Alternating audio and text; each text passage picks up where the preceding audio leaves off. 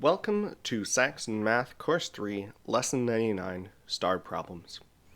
Question 2 is our first star problem. It says, the time it takes Javier to walk to school and his walking rate are inversely proportional. If it takes 12 minutes walking 3 miles per hour, how long would it take walking 4 miles per hour? Well, we just learned about inverse proportions. We need to have our situation 1,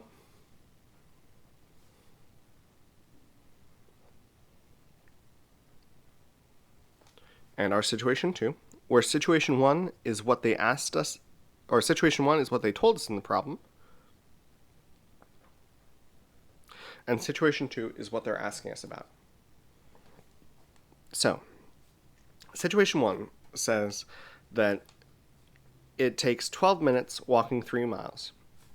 So we have our time and our rate. Those are our two variables, time and rate. So we have 12 times 3 is our constant. 12 times 3 is 36. Now, the same constant will be true when he walks 4 miles per hour. So he'll have x times 4 equaling the constant. So x times 4 is 36. To get this, we're going to need to divide both sides by 4. And 36 divided by 4 is 9. So it would take 9 minutes.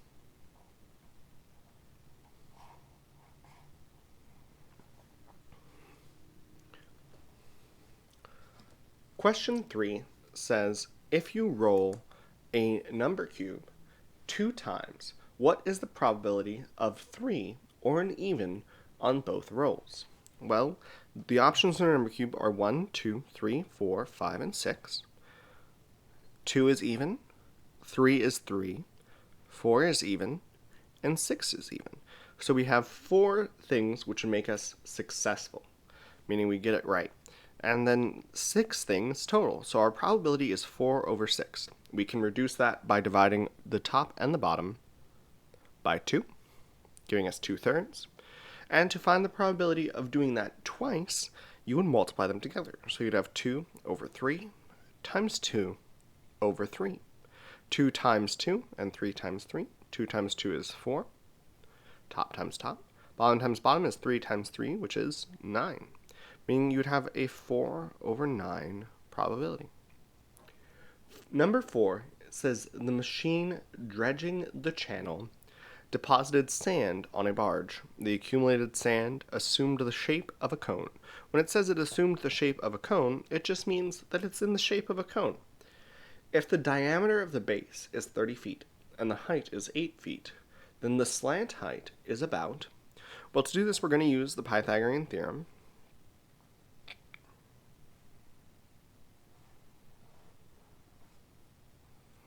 If we had our cross section, remember that we're going to need to use the height, 8, and a half of the diameter, 15. So we're going to have 8 squared plus 15 squared equals c squared.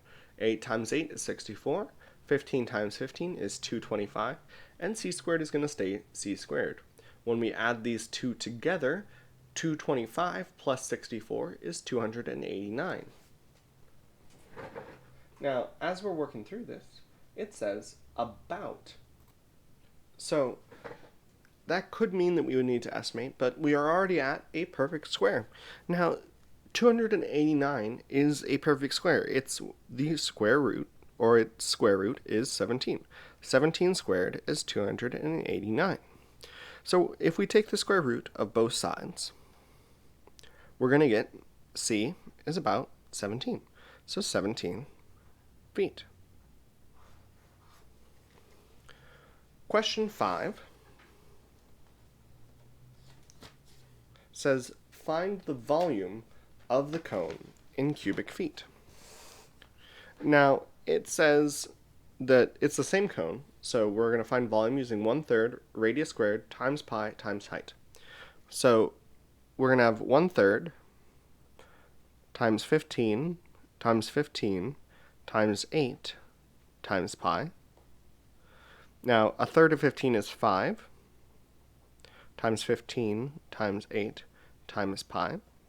5 times 15 is 75 75 times 8. 8 times 5 is 40. 8 times 7 is 56. So that would be 600. And then we would have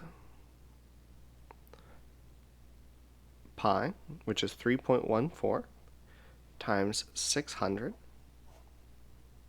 So we're going to have a 0, and 6 times 4 is 24. 6 times 1 plus 2 is 8. 6 times 3 is 18. Then we have 2 digits to the right of the decimal. So there are going to be 2 digits to the right of our decimal in the answer, meaning that this has a volume of 1,884 cubic feet. Now, if sand weighs 100 pounds per cubic feet, how much does the pile weigh? Well, we would take the volume, because that's our cubic feet, and multiply by the weight of the sand, 100. Now, 1,884 times 100 is 188,400 pounds. All right, so that was our answer to question number 5. I know that one was a little bit of work, a lot of multiplication. Nothing too much for you to do. Question 6 says, if it takes 5 workers 6 hours to complete a task, how long will it take 3 workers? Well, we first need to find our constant by multiplying the workers by the time they worked. 5 times 6 would be our constant, then 5 times 6 is 30. We're going to use the same constant with 3, so 3 times the hours they work is our constant. 3 times the hours they work is 30. And if we divide both sides by 3, we'd get 10.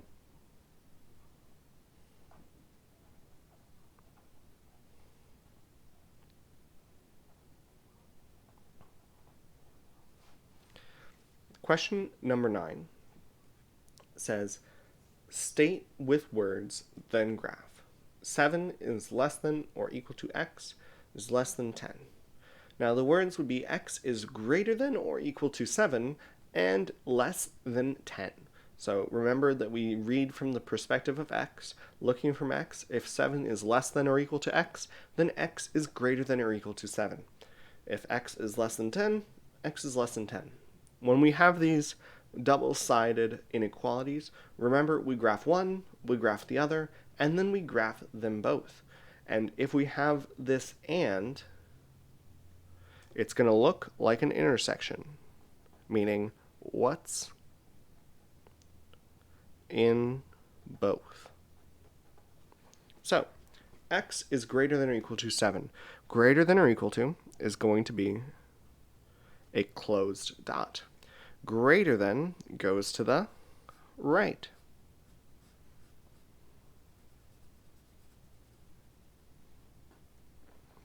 X is less than 10.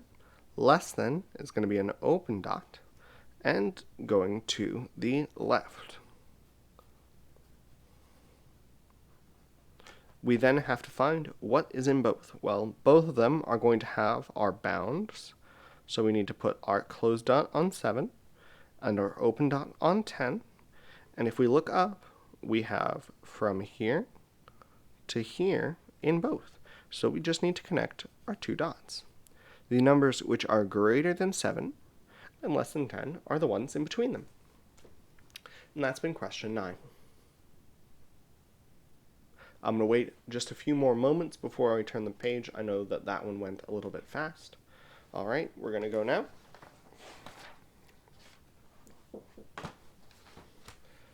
Now, we're about to be starting question 10. All right, so question 10 says find the lateral surface area. Use 3.14 for pi and round the answer to the nearest square centimeter.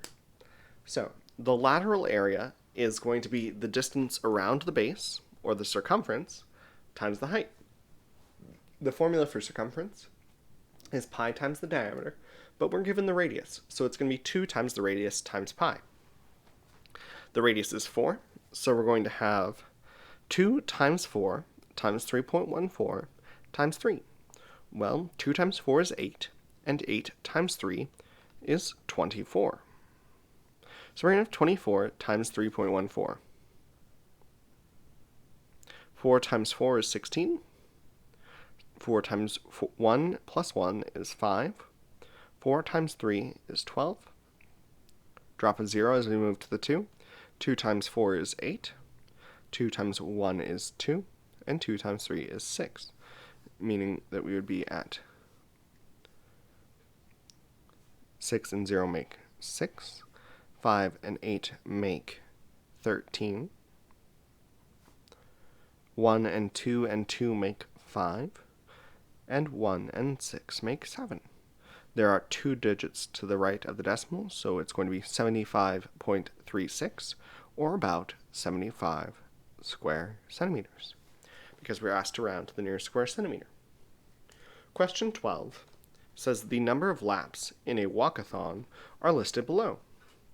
4, 3.5, 5, 2 3/4, 3, 4.5, 3 3/4. Now, what type of graph would be best to represent this?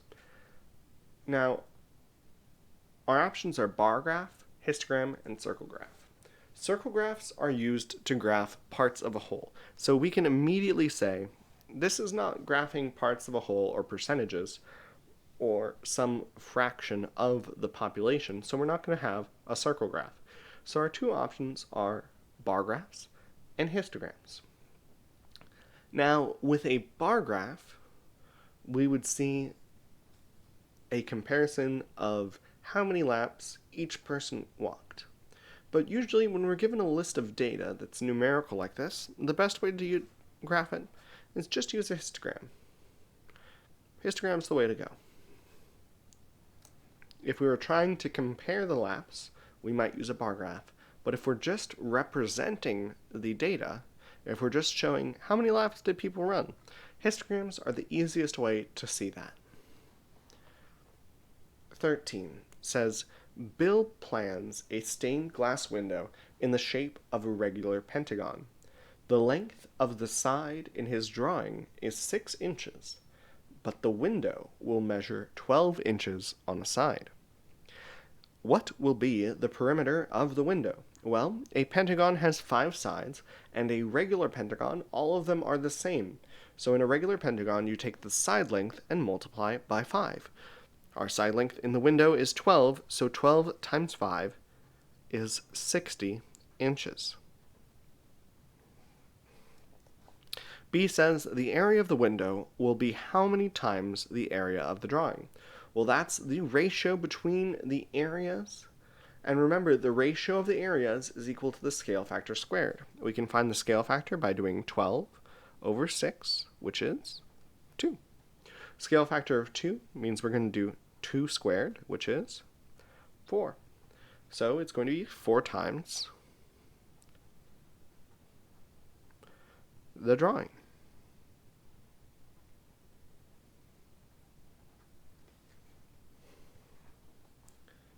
Our next star problem is problem 17.